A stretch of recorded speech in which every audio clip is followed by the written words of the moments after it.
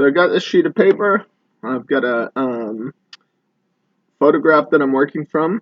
You guys are going to use the same picture, and you're going to follow along with me.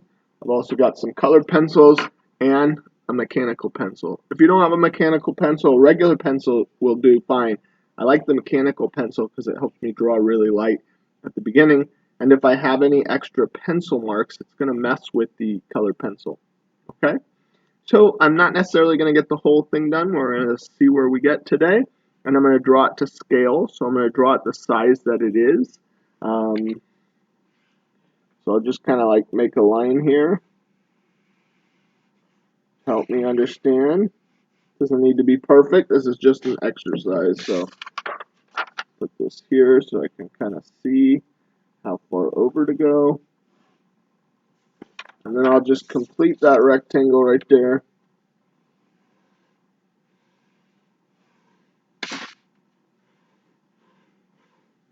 Okay. All right. So pretty much got that started.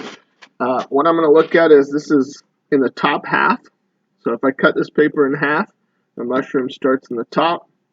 And then if I cut it sideways, it kind of starts in the quarter. So I could easily figure out quarter and a half and build from there.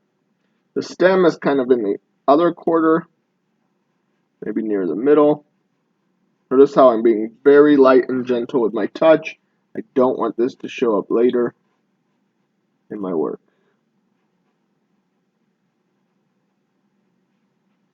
It's mostly a triangle, but there is some variation in the shape.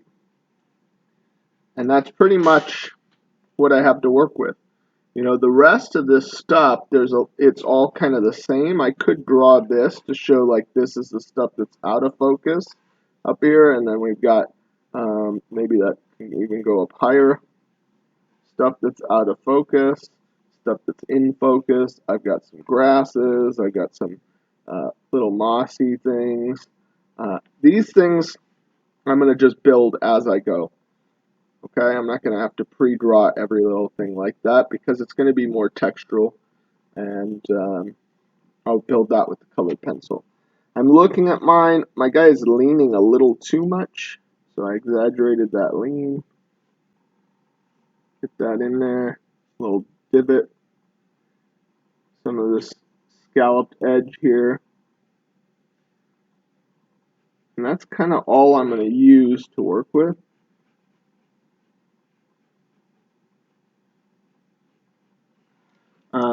And I'm going to do a little gentle erasing here. Clean it up just a little bit. If I've got too much dirty pencil, it's going to influence the colored pencil. The colored pencil is actually going to get polluted by the graphite, and it'll just never get clean if I want bright, clean color. So I just don't want too much graphite on my paper.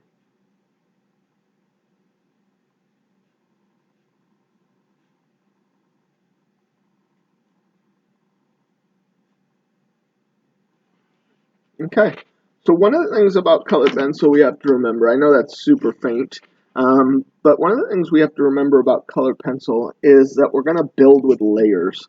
And I don't want to come in here straight away and just start coloring like this and just be like, that is going to never come out of the drawing. I'm going to build up layers of color. My last layer will be thick, but it'll be also smooth, so I'm not going to scribble it on there like that. My last layer, after I apply other layers, will be nice and thick. I'll literally burnish out the texture of the paper, so there's no texture in the paper anymore. So let's start.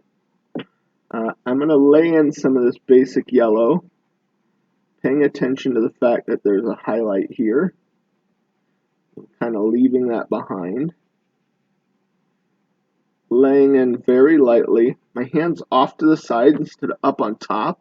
Up on top, it's going to put a lot of weight on it, and that weight is going to actually cause me problems because it's going to push the pencil into the paper. Holding it off to the side like this, it's called a sketch hold. It's not a true sketch hold. True sketch hold's way out here. but I'm going to hold it generally off to the side. I'm just going to kind of roll my hand off to the side so that I have a very light touch. And I'm going to use light circles and strokes to build color here. You should be following along with me. This is for points, so make sure you're getting this done. And I'm generally just looking for color combinations that I can work with. Okay. The next thing I'm going to do is start to build some of these orange colors in there. I'm going to try and use this brown, red, orange kind of color to build some of the darker colors in here. Being very gentle, because I'm going to push back on this too.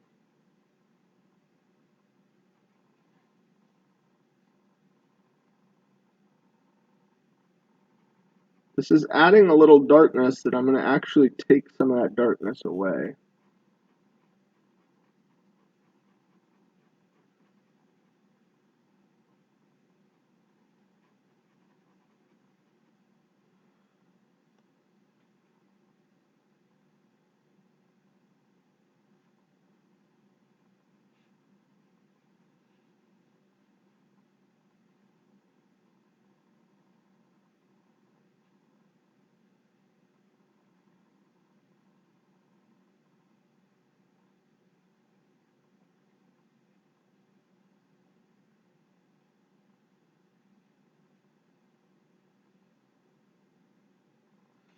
I don't want to go too aggressive because once I get too aggressive, it's hard to build color on top.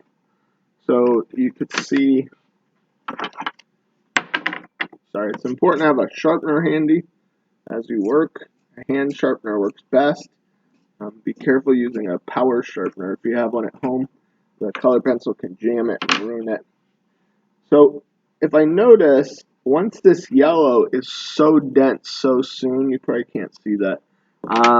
Let's see if I could go with this color. Once this yellow is so dense so soon, I'm going to have very little impact on it. So the color is going to actually stay behind. And it's not going to be influenced by the new color pencil because there's something called a maximum load where the paper and the tooth of the paper won't accept much more color pencil because there's no place for it to go. The pigment can't really sit in there, and the wax of the other color pencil is going to repel it out. So I've got to be careful that I don't push too fast.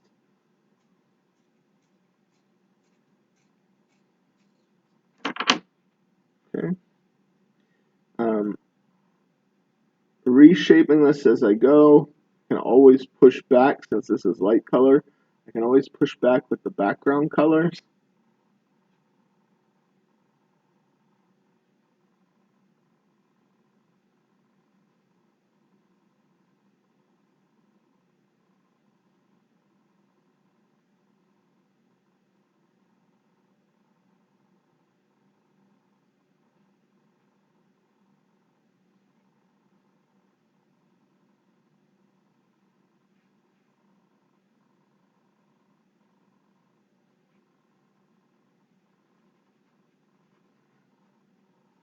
Here I am leaving some lines because there's a little texture in my picture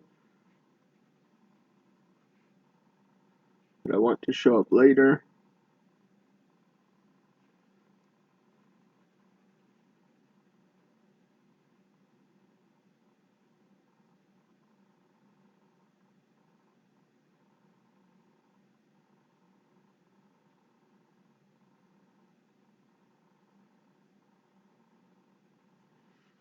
Okay, building some of these colors up. It is a long process to do this color pencil this way, but in the long run, I think the result is more successful, and you're going to get big, bright, bold colors that you wouldn't otherwise get. So I'm going to actually come in here with a light yellow color, push back on some of this.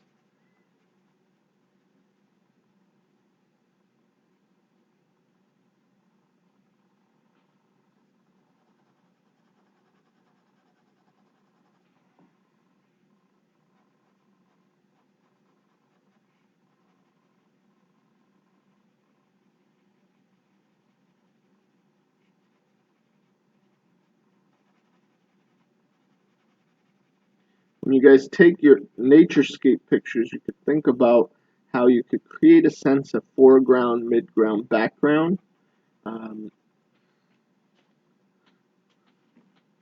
Sorry if I sit still in this room, the lights go out. Um, Foreground, midground, background, thinking almost like of a landscape idea, but in mini. So here I've got this kind of hill of moss in the front that's kind of out of focus. Then I've got like these grasses in focus here and the mushroom. And then I've got this far back stuff that kind of creates some layered depth in my work. I think I got a little thick there. Hopefully that comes out later when I want it to go away. You don't have like certain colors like this fluorescent you might not have, but you can just kind of push and pull with different colors, try and get where you want to be. I actually wish I had a more yellow orange that wasn't fluorescent, but I don't see one here in my setup, so I'm using what I've got. I need like a bright yellow orange, so I'm kind of trying to build some of these colors up.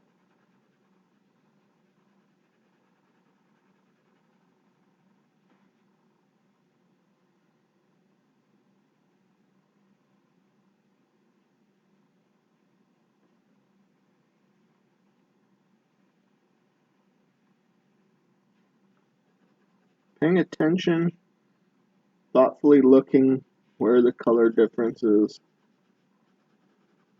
how far off am I, what could I do to change this.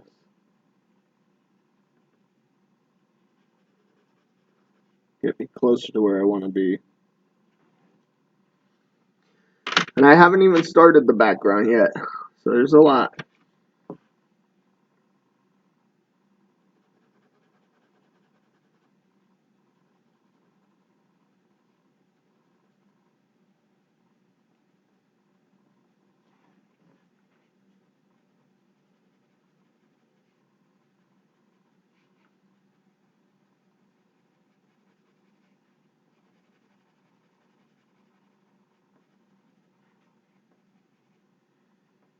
So unlike some other media, I personally think the secret to being successful with colored pencil is layering.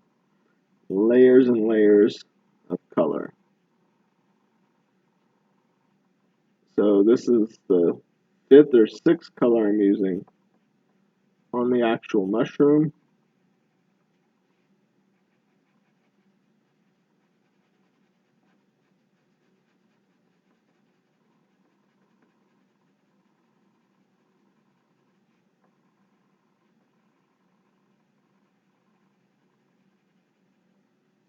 Again, not coloring too hard, building up layers of color.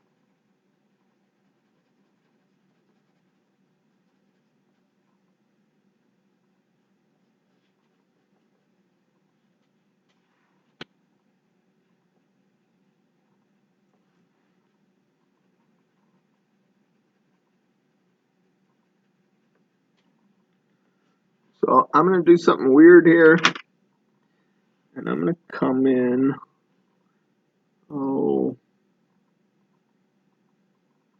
kind of laid out some colors here, and I wish I'd picked a few other ones, but that's okay. I'm going to come in here with this indigo blue, a dark blue, a navy would work, a kind of neutral purple would work, and very lightly I'm going to put this on here. And it almost works like a light black because of the fact that the blue and the orange are opposites, so the color gets neutralized when they mix.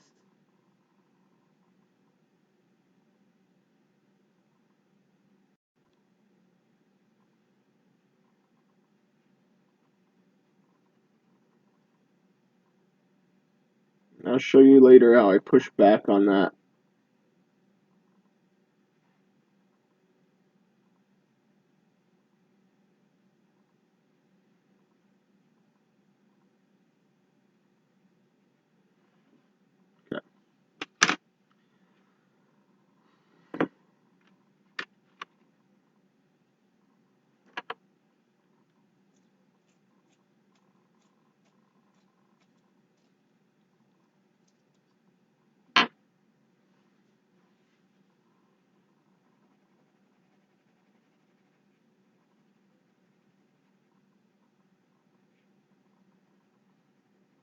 slowly letting the texture of the paper go away.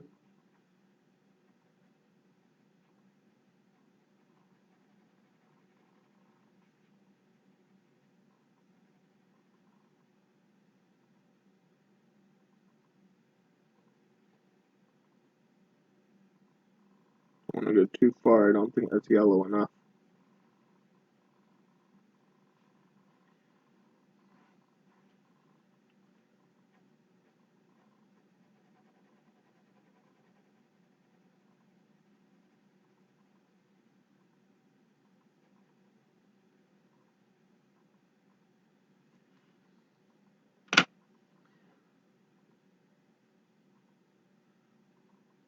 Okay. So now I'm going to use this really light gray in here just to add a lighter tone of wax that will help me kind of build on this without getting too dark. I'm not using white. If you have a white would work too. I'm using this color here.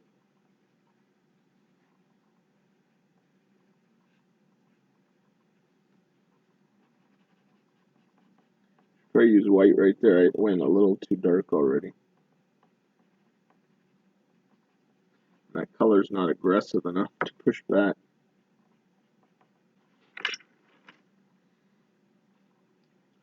So it's a little small.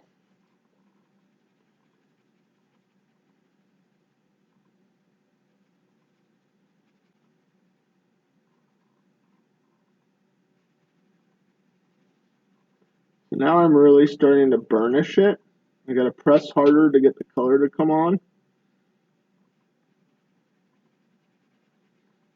Letting this yellow shift these colors a little. Really making them mix more too.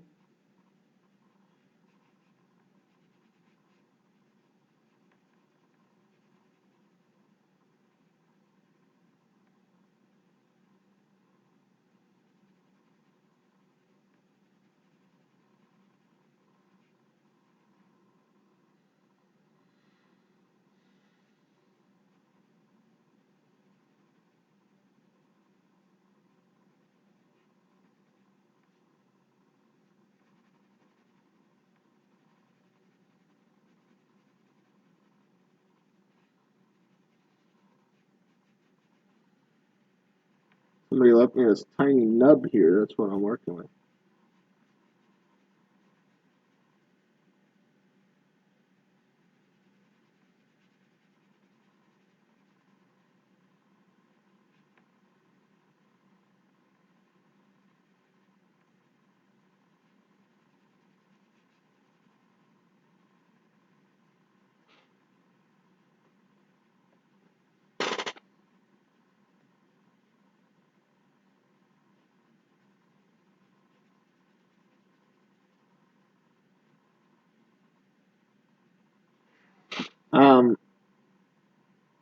I think I got a little too dark in some places, a little too early, and it will be hard for me to push that back.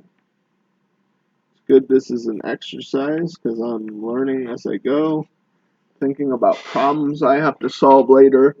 Um, what I could do is I could water down some acrylic later if I have to and wash it over this, but if I get to a certain point, I won't be able to lighten this just with colored pencil.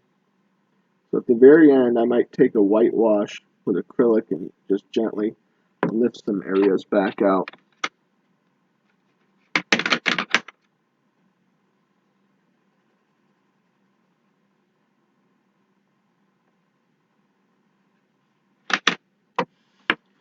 So I'm getting a little close to the maximum load here.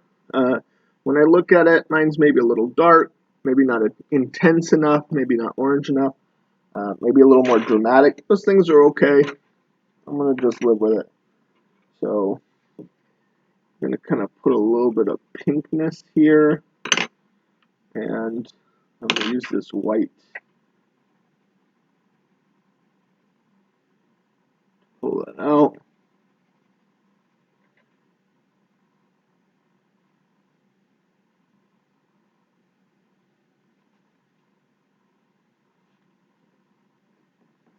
Again, here is where it's probably not going to do a whole lot. I'll do a little bit, but not a whole lot in color shifting. I might later on have to come in with some glazes of acrylic to bring that out.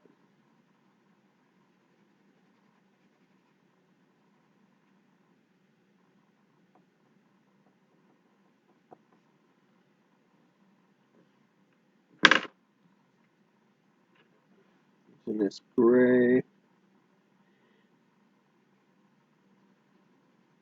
a little gray to the whole thing here. And I'm going to actually use the white to burnish some of these colors down, get them to blend, but also lighten this whole thing up because I think I went a little too dark, maybe a little too blue. Sometimes in my efforts to create drama in my work, I go too far, but I think it's worth it in the end because I think it makes it look more dynamic and interesting. So I'm going to actually come back and add more orange to this with the fluorescent. I think I have a regular orange would work too, or a yellow orange. I don't really have a bright yellow orange, so I'm trying to mix those colors to get where I want to be.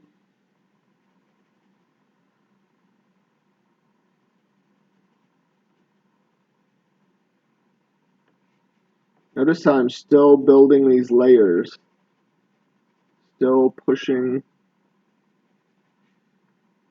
So I've got this real orangeness here.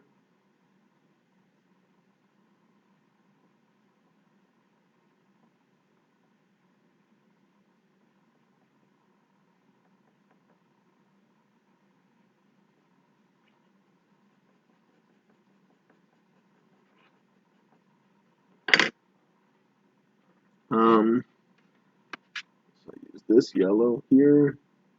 It's kind of like a whitish yellow. I almost wish I had just had a plain yellow here, but this is what I got.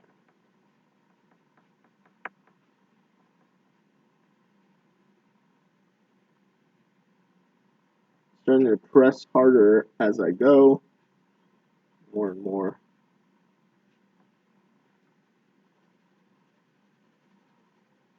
That is definitely at maximum load down there and will not accept more pigment.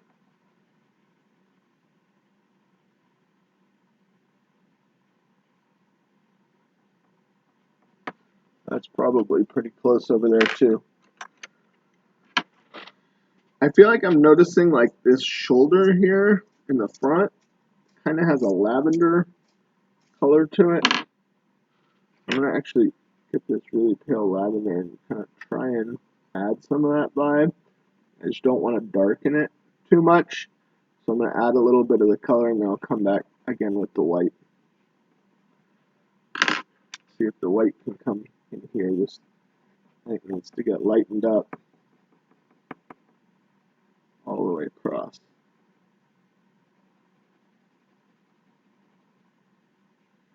I tried to use the pink I had, but I think it was too aggressive. I was scared to push it too far.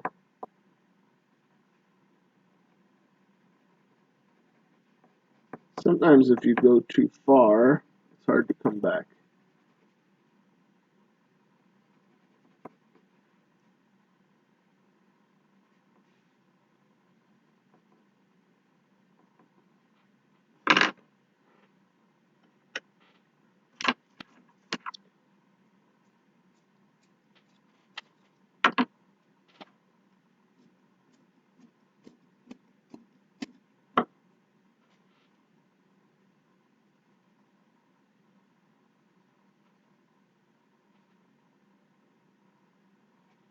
Follow along, do your best to build some of these layers with me. If I didn't want any texture or any kind of stroke marks in this, I'd probably be using little circles like this.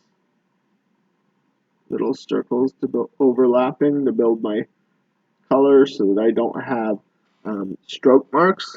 But in this, I'm not.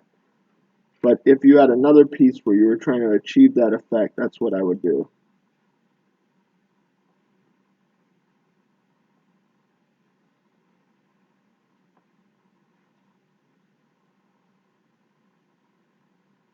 I feel like the strokes are too aggressive, so I'm trying to crisscross them a little, get rid of some of that aggressive stroke making.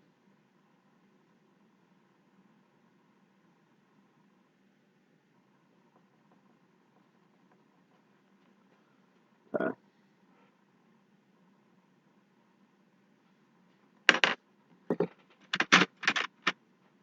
One more pass here with this warm dark color.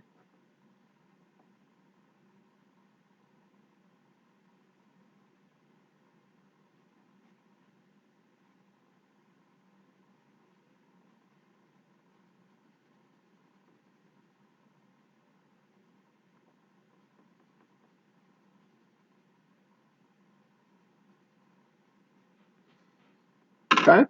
Now I'm going to start building up some of these greens. And first I want to start with the light color, and then I'm going to poke the shadows in. It's almost the opposite of paint. Paint, I would paint this all dark green, and I just pop the lights on top. You can't really do that with colored pencil because it will reject, it'll reject the lights. It's not like paint where it's opaque and they can sit up on top. So, started with one tray, and now it's not enough because I had to grab some more color. So, okay. So I've got a few different greens. I've got this real gray green and this real yellow green. I think those are going to kind of get me to the middle. I don't really have a middle green, so, but look how many different greens are here and yellows. That's important to pay attention to. I'm just kind of roughing in some of these general shapes. This stuff up here is going to be out of focus, so everything up here is going to have like soft edges. There'll be no hard edges up here. This is a lot of texture to try and achieve. I might just fake some of it, make some of it just kind of like shapes as I go.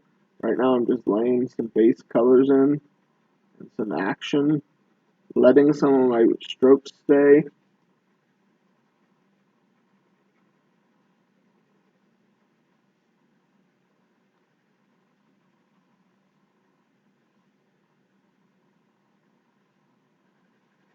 My mushroom's not the perfect shape, but I'm going to live with it.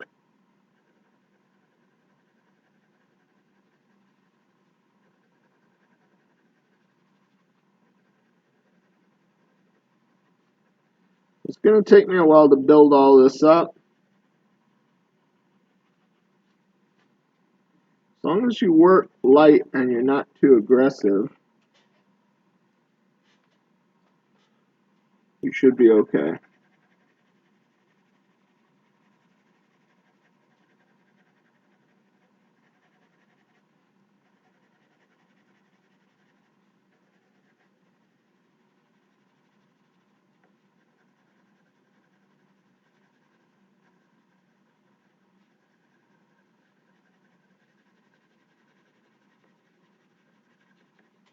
Okay.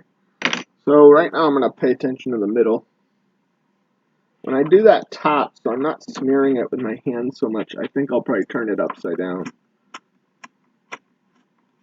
I think I'm going to also have to go hunt for a decent green, like a regular green. I don't think the colors I brought are going to do the jobs, all of the jobs I need. So here's a shape I noticed here. Some of these shapes that are going to get some yellow here.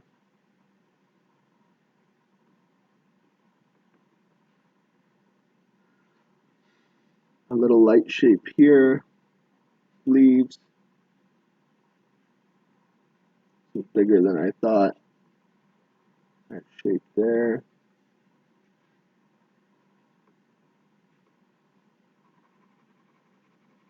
And then way in the back, I'm going to kind of generalize. This is all out of focus here. Above this is like that mossy rock.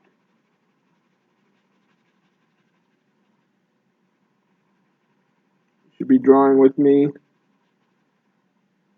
That's one way this video will not bore you to death, is if you follow along in your drawing. I know you don't have the exact colors I have. That's okay. I don't have the exact colors I want. We gotta just work with what we got and try and build it up. Let them mix. If the green is too blue, add a yellow to it. If the green is too yellow, add blue to it. If the green is too bright, neutralize it with browns.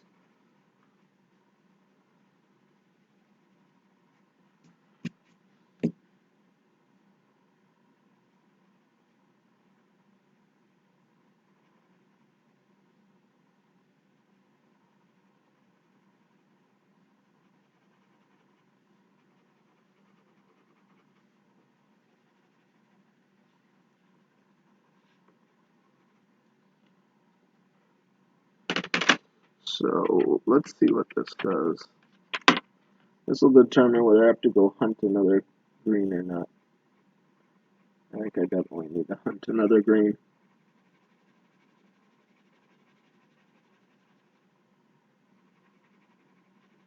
In my notes on the supplies, when I asked you to get colored pencils, I said it's probably better to have a bunch of Crayola than a few Prismacolors.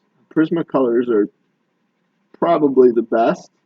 There are some things that are comparable to the Prismacolor, but the Crayola, for the price, is actually a pretty good. That's the edge of my paper. That's not good. Um, is is a really good option. The other off brands, like other than Crayola, like Rose Art, things like that, they do not have the quality that the Crayola does. And the Crayola is super cheap.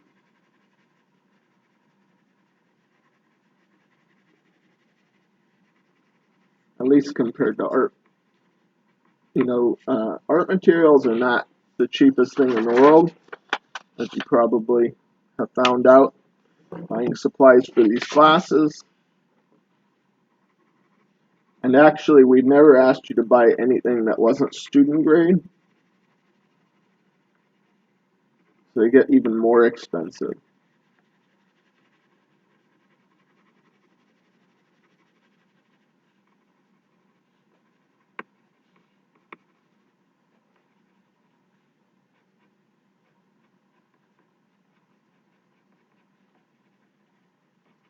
Alright, I'm going to pause you and go hunt for that.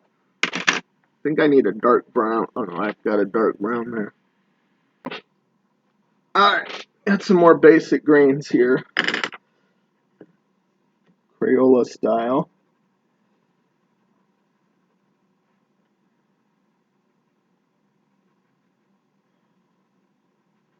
Still not full burnishing these because later on I'm going to try and add some lights and darks and push back on some of these.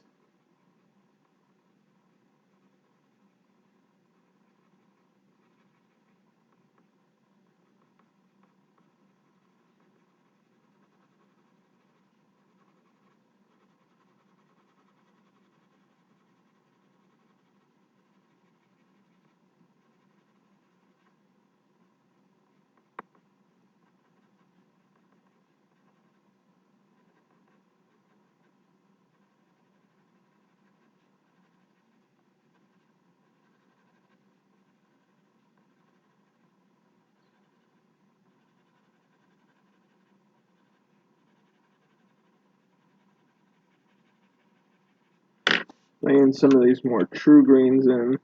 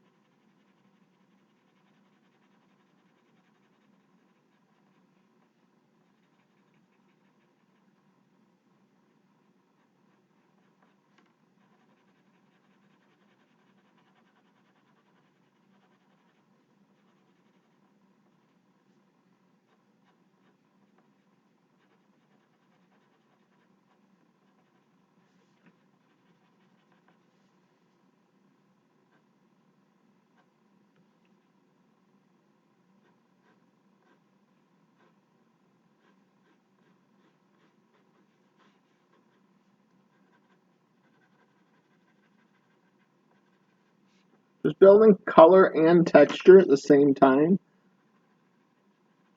Thinking about how I can layer this stuff. It's not going to be exactly how it is in the picture. There's too much stuff for me to succeed at that. But I'm going to just notice some things, some shapes, try and capture them. Even if they're more random than what they really are, I'm going to just use what I've got to build some texture in here. Okay, and I'm going to switch to this darker version. And you can see how it's starting to look natural, but it's also going to take a long time to build this up. This is not going to be a quick process.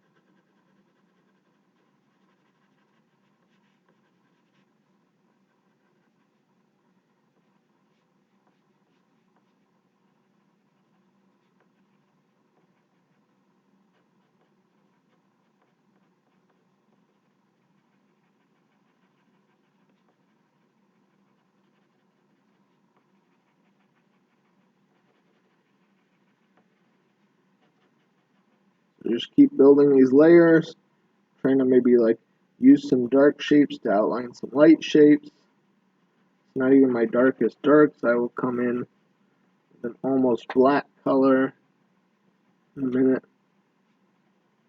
Just looking for patterns and kind of approximating them. They don't have to be exactly what you're seeing. Just keep building some things up.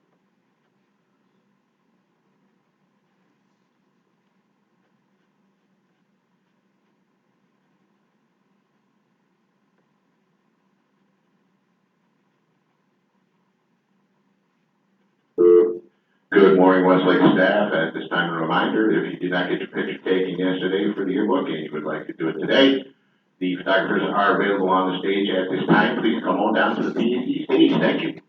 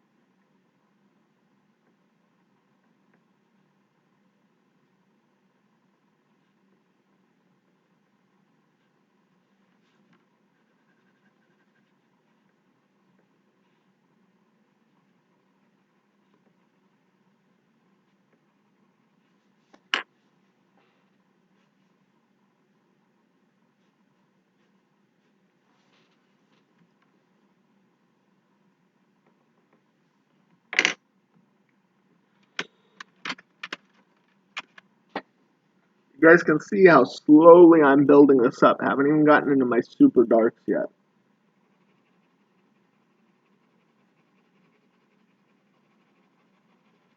Especially this stuff that's out of focus. I'm just going to imply texture. I'm not going to get too hung up on exactly what's there. And even if I was, I think I would not be successful because there's just too much to observe and influence back here.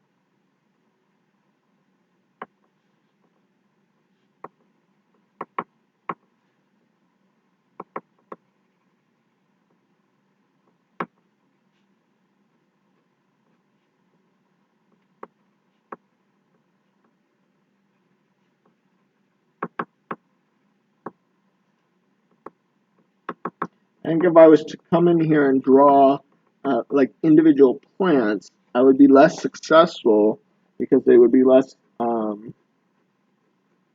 rooted in kind of like the atmosphere of what I'm seeing.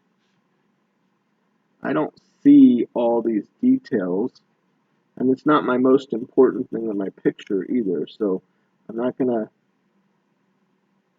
try and get like individual plants drawn. I'm going to try and think about texture, and I'm going to try and think about how to add different kinds of layers of colors and shapes. So let's see what we could get done here. Really just push this out.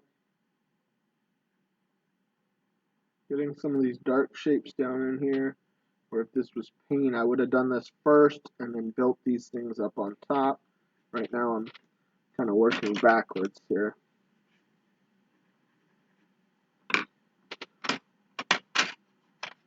I may at the end have to come in here with some acrylic paint to pull some of these lights back out. Or I've gone too far. That's normal. At least for me it is.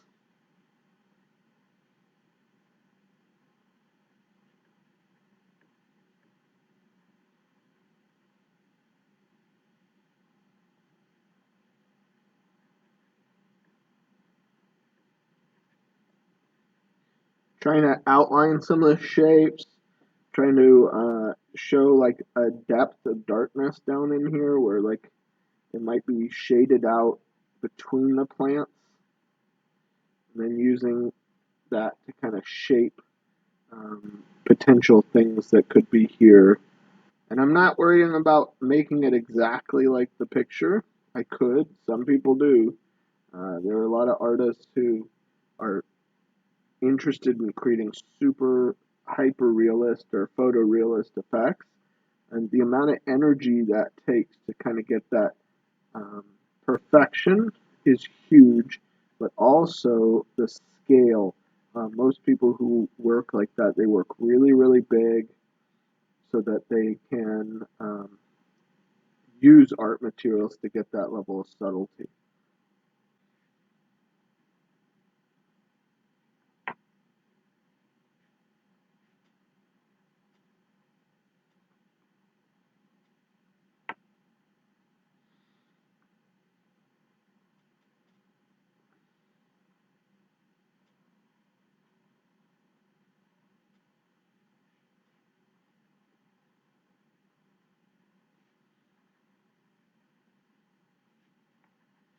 The amount of pushing and pulling to do this right is pretty significant. So you may have to, you know, what we do today is just an exercise, but you have to work quickly and make decisions quickly when we work on the project. Some of you, that's not your strength. approach your work without the confidence you need. I can't stress enough how important it is for you to make a plan of what you're going to try and accomplish and to just try. You know, some of it is just trying and seeing what happens.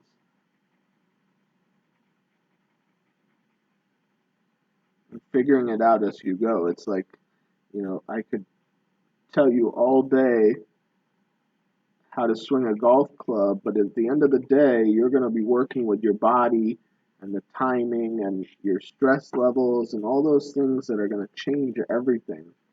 And you got to just do it and experience it and then tweak it as you go. Be learning more and more as you're working all the time.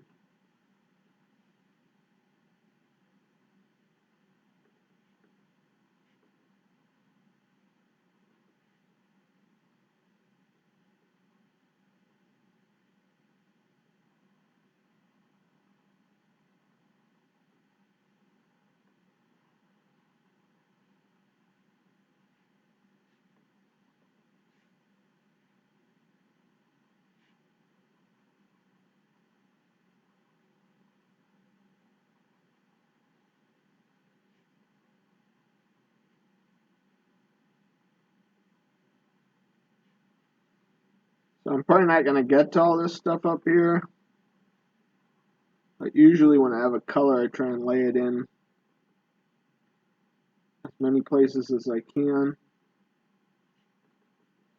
All these mosses and stuff, if they're the exact shape, no one's going to know because I'm not going to serve them this picture with my art. But if the textures and stuff aren't at least drawn from the inspiration of the reality, then it's going to be clearly hollow and weak for them to experience it as a viewer. So I want to be thinking about that whole experience of my viewer at all times because that's important.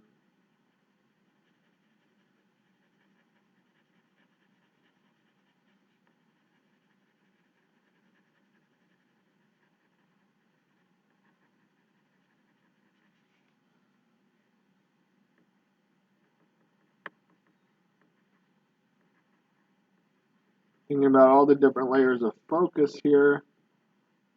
The most detail I have in this picture is all in the middle. I don't have a lot of detail in the far distance or in the near real close because my camera's focal length is reduced because I'm taking this picture so close up. Using this background color to define that edge of that leaf better.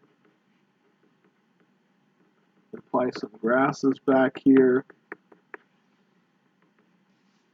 Again, this color is getting pretty burnished, just like I was with the mushroom. That means I'm reaching that maximum load. Can't really add a lot of color on top of some of these.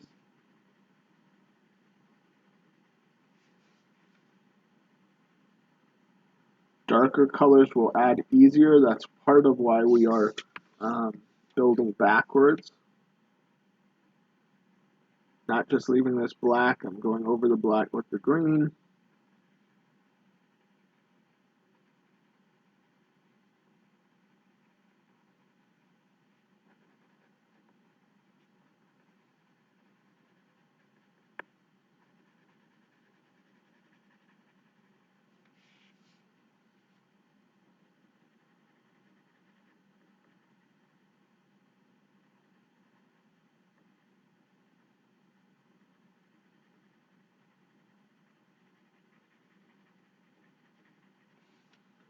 All these layers, I'm just continuously building this up from almost nothing.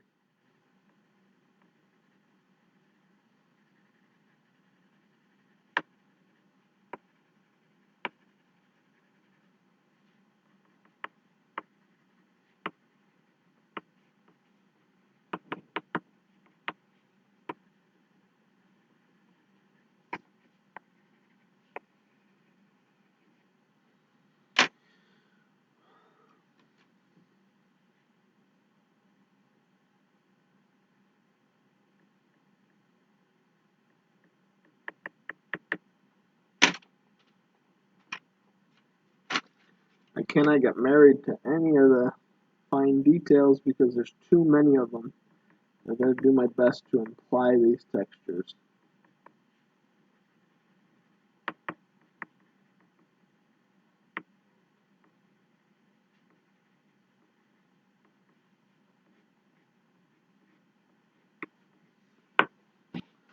Some ways this would be much harder in paint, and some ways it would be much easier in paint.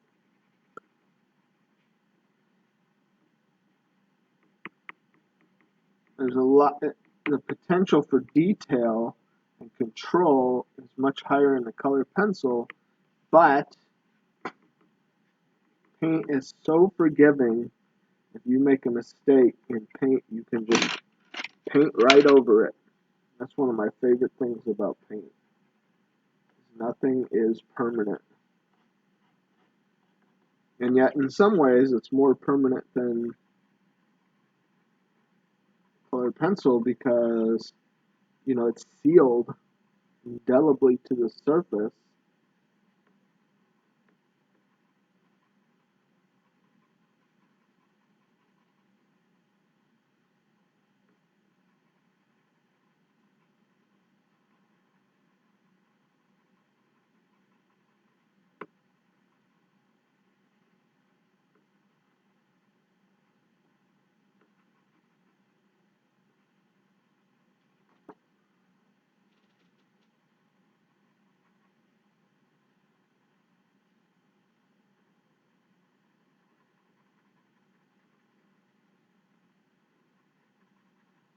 I'm probably not going to have time for too much more today. I'm going to kind of wrap this up.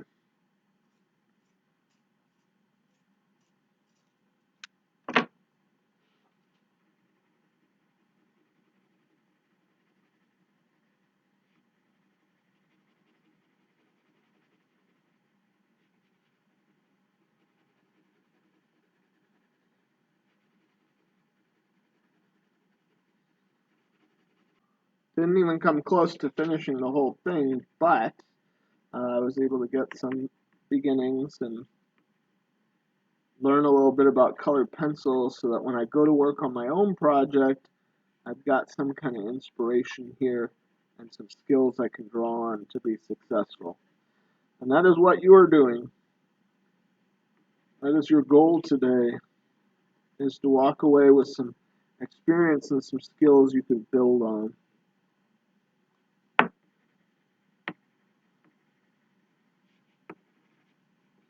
So some of these layers I'm creating as like repellent layers to kind of push back on when I put my darks over this.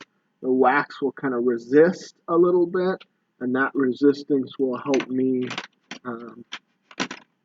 keep those areas a little lighter as I'm working.